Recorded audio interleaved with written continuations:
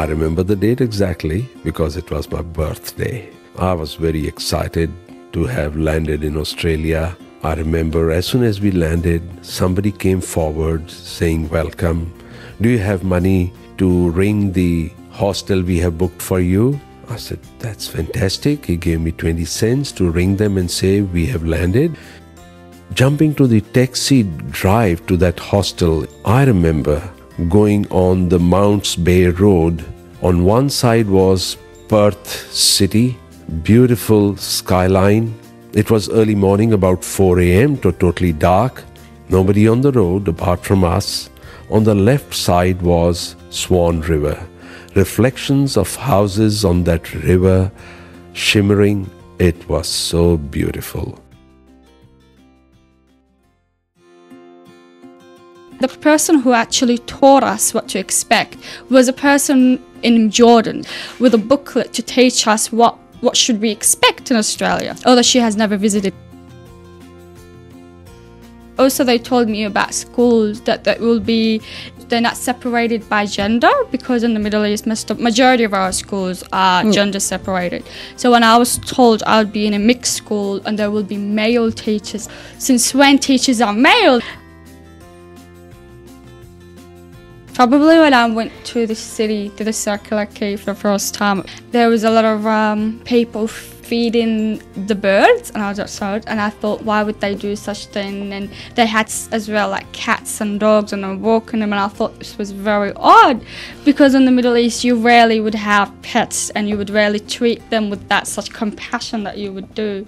So that was very odd for me as well. I was eating, and I was just going to throw it on the ground, because that's what you always do, just throw it on the ground. Someone will pick it up later, but then I was like, no, there's a rubbish bin down there, Sarah, you're going to put it there, and I just have to pick it up, and I had to walk that shame, and then I just put it in the bin, and they said, no, you put it in a recycling one, and I was like, this is too much. What's the difference between garbage and recycling?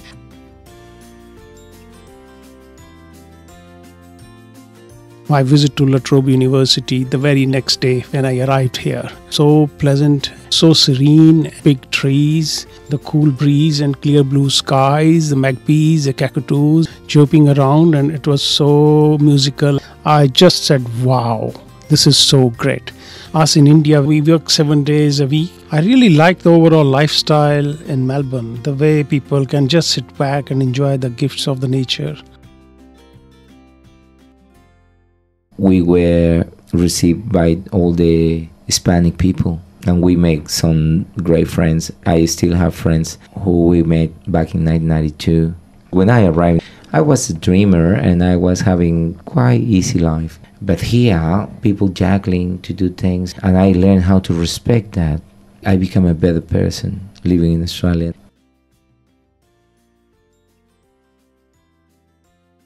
The first week, my parents' friend took us to the shop. He introduced the meat pie to us. We think that's the best food, because no way we can find in Hong Kong or in Vietnam. So I think that's the best food.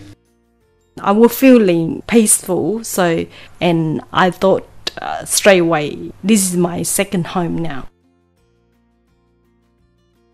The night before, they kept us offshore because we arrived at night. So we went on the planks to see the skyline of the city of Melbourne. Very much impressed by all these lights, an amazing amount. It was like a sky that came down to earth.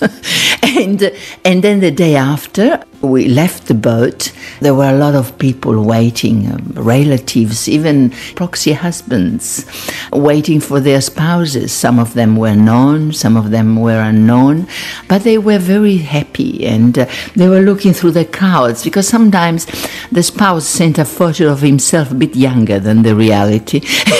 So they couldn't see him, but they were shouting the name. They had signs with the names of the people, and I kept looking with a bit of envy, because we had no one in Australia waiting for us. So we went to the park nearby, which was the Parliament Park. Again, these enormous spaces, these enormous trees, these gum trees, which I had never seen before. And I said to my husband, Dante, you can walk on the grass in Australia. And he said, are you sure? Because in Milano, they shoot you if you put a foot on. on the flower bed on the grass.